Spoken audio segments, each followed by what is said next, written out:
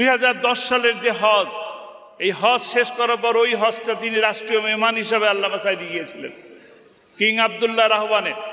সেই হজে আমি হজ শেষ করার পরে মিনায় আব্বার সাথে দেখা করলাম।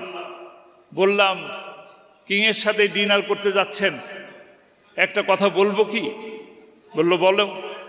আমি বললাম যে আপনি 5 বছর এখানে থেকে যাওয়ার জন্য অনুরোধ করেন। তো তিনি আমার দিকে চোখ কটমটো করে তাকালেন। কেন? তোমার কি মনে হয় আমি স্বাধীনতা বিরোধী? আমি কি স্বাধীনতা বিরোধিতার সাথে জড়িত ছিলাম? আমি কি চোর? আমি কি ধর্ষক? তিনি কি তাই ছিলেন? তিনি তাই ছিলেন না। কিন্তু ইচ্ছে করলে তিনি এই দেশের বাইরে, মিডল ইস্ট বলেন, ইউরোপ বলেন, আমেরিকা বলেন, অনেক দেশই থাকার সুযোগ ছিল। অধ্যাপক গোলাম আজম সাহেব, তার 5টা ছেলে লন্ডনে থাকে, ইংল্যান্ডে থাকে। কয় বছর থাকা লাগবে তার? থাকতে পারতেন কিনা? যেতে পারতেন কিনা?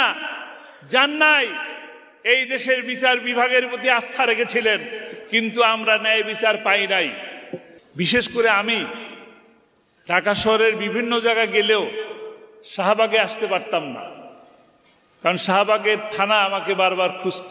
বিশেষ করে এই থানায় ছিলেন সিরাজুল ইসলাম নামের একজন ওসি, যিনি এই ট্রাইব্যুনালে দাঁড়িয়ে আমার সামনে বসে আমার এই প্রিয় ভাই, অত্যন্ত ভদ্র মানুষ, তার সাথেও দুর্ব্যবহার করছেন।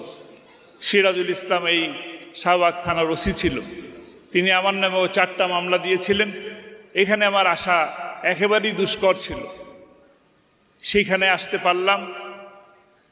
সেই সাথে এটাও বলতে হয়, এ জায়গায় আসার মতন একটা পরিবেশ যে আল্লাহ রাব্বুল আলামিন সৃষ্টি করে দিলেন। আপনাদের প্রিয় মানুষ, প্রখ্যাত মুফাসসির কোরআন আল্লামা সাঈদী একটি সুস্থ মানুষ।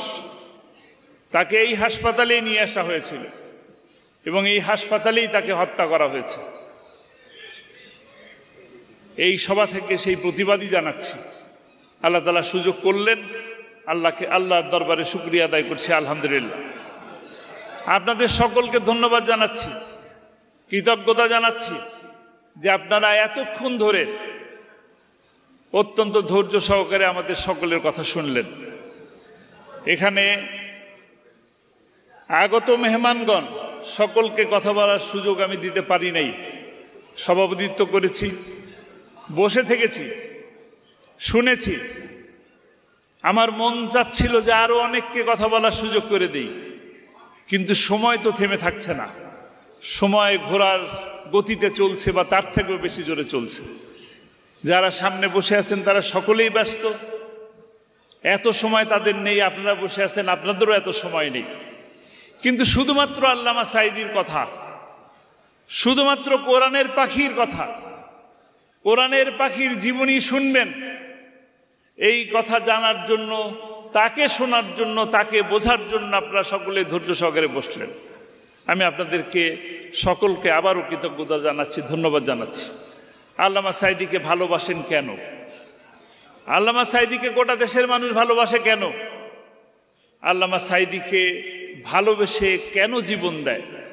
এখনো কেন 2 বছর পরে আল্লামা সাঈদীর নাম নিলে চোখে পানি আসে, বুকটা থরথর করে ওঠে, হৃদয়টা কেঁপে ওঠে, চোখে পানি চলে আসে? এর একমাত্র কারণ তিনি কোরআনের কথা গোটা বাংলাদেশ ব্যাপী মানুষের কাছে পৌঁছে দিয়েছেন। তিনি কোরআনের বাণীকে পৌঁছে দিয়েছেন। তিনি যেটা যতটুকু বুঝতেন, সেই কোরআনকে তিনি ততটুকু বিশ্বাস করতেন এবং আমল করতেন। আমি এটাই আহ্বান করতে চাই, যারা আমরা আল্লামা সাঈদীকে ভালোবাসি, কোরআনের জন্য ভালোবাসি বলি, আল্লাহর জন্য ভালোবাসি বলি, কিন্তু আল্লামা সাঈদীর জন্য যে আমরা তার মতন টুপি পরি, তার মতন জামা পরি, তার মতন বক্তব্য রাখার চেষ্টা করি, কিন্তু তার মতন করে আমল করার চেষ্টা করছি কিনা। আমি আহ্বান জানাবো, আল্লামা সাঈদী এখানে কথা শুনলেন, তিনি তাহাজ্জুদ কাজা করতেন না, নামাজ তো দূরের কথা, ফরজ নামাজ, তাহাজ্জুদই কাজা করতেন না। সেই মানুষটার এই আমলগুলো যেন আমরা ধরে রাখতে পারি। তিনি সংগঠনের প্রতি আনুগত্য ছিল, এই দেশের বিচার বিভাগের প্রতি আস্থা ছিল, কেন তিনি দেশে আছেন, কেন বিচারের মধ্যে পড়লেন, এটা সকলেই জানেন। ভারতের আগ্রাসন বিরোধী কথা বলতেন বলেই তাকে আজকে এই অবস্থার মধ্যে যেতে হয়েছে। কিন্তু এখানে বসে আছেন আমাদের আব্দুল্লাহ আজমি ভাই। এখানে শহীদ পরিবারের অনেক সদস্য ছিলেন, অনেকে চলে গেছেন, এখন অনেকে আছেন। আপনারা বিশ্বাস করবেন কিনা, আমাদের মতন আমি সহ আমাদের পরিবার যারা আজকে শহীদ পরিবার, তারা প্রত্যেকের এই বাংলাদেশের বাইরে বিভিন্ন দেশেই থাকার মতন সুযোগ ছিল, বছরকে বছর থাকার মতন সুযোগ ছিল, কিন্তু বাংলাদেশের বিচার ব্যবস্থার প্রতি আস্থা এবং বিশ্বাস ছিল বলেই তারা এই দেশের প্রতি আনুগত্য করে থেকে গেছেন। আমি তো সাক্ষী। 2010 সালের যে হজ, এই হজ শেষ করার পর ওই হজটা তিনি রাষ্ট্রীয় মেহমান হিসাবে আল্লামা সাঈদী গিয়েছিলেন কিং আবদুল্লাহ রাহওয়ানের। সেই হজে আমি হজ শেষ করার পরে মিনায় আব্বার সাথে দেখা করলাম। বললাম, কিংয়ের সাথে ডিনার করতে যাচ্ছেন, একটা কথা বলবো কি? বলল, বলো। আমি বললাম যে আপনি 5 বছর এখানে থেকে যাওয়ার জন্য অনুরোধ করেন। তো তিনি আমার দিকে চোখ কটমটো করে তাকালেন। কেন? তোমার কি মনে হয় আমি স্বাধীনতা বিরোধী? আমি কি স্বাধীনতা বিরোধিতার সাথে জড়িত ছিলাম? আমি কি চোর? আমি কি ধর্ষক? তিনি কি তাই ছিলেন? তিনি তাই ছিলেন না। কিন্তু ইচ্ছে করলে তিনি এই দেশের বাইরে মিডল ইস্ট বলেন, ইউরোপ বলেন, আমেরিকা বলেন, অনেক দেশে থাকার সুযোগ ছিল। অধ্যাপক গোলাম আজম সাহেব, তার 5টা ছেলে লন্ডনে থাকে, ইংল্যান্ডে থাকে। কয় বছর থাকা লাগবে তার? থাকতে পারতেন কিনা? যেতে পারতেন কিনা? যান নাই। এই দেশের বিচার বিভাগের প্রতি আস্থা রেখেছিলেন, কিন্তু আমরা ন্যায় বিচার পাই নাই। এদেশের আজকে কালকে আগামী 2-4 দিন দেখেন, বাংলাদেশের অসংখ্য নেতারা, কেন্দ্রীয় পর্যায়ের জাতীয় পর্যায়ের নেতারা চিকিৎসার জন্য বিদেশে চলে যাচ্ছেন। কিন্তু এই দেশকে ভালোবেসে বাংলাদেশ জামাত ইসলামীর আমির ইচ্ছে থাকলে, সুযোগ থাকা সত্ত্বেও তিনি এই দেশের মাটিতে এই দেশের চিকিৎসা ব্যবস্থার প্রতি আস্থা রেখে বুকটা ফেরে দিছেন, এই বুকের চিকিৎসা করেছেন। আল্লাহর উপর তো আস্থা ছিলই। আল্লাহ যতদিন হায়াত রেখেছেন থাকবেন।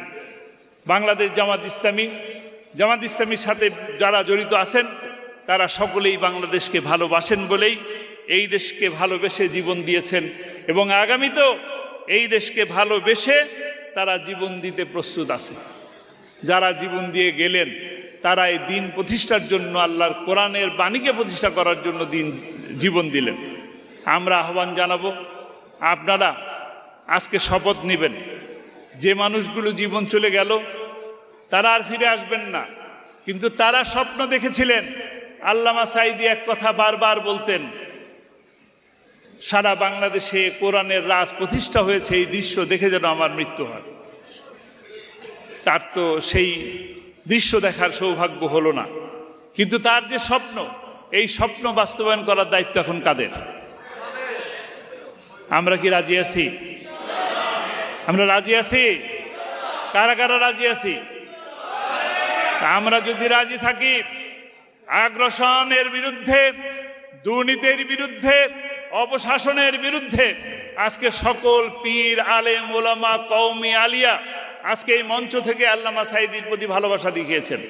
আজকে আসুন, বাংলাদেশকে সুন্দর একটি সমাজ, ইনসাফ ভিত্তিক কল্যাণমুখী একটি রাষ্ট্র গঠন করার লক্ষ্যে ঐক্যবদ্ধভাবে এই সুযোগকে কাজে লাগিয়ে আমরা যেন চলতে পারি, সেই তৌফিক আল্লাহ তাআলা আমাদেরকে দান করুন। আমা তৌফিক ইল্লা বিল্লাহ।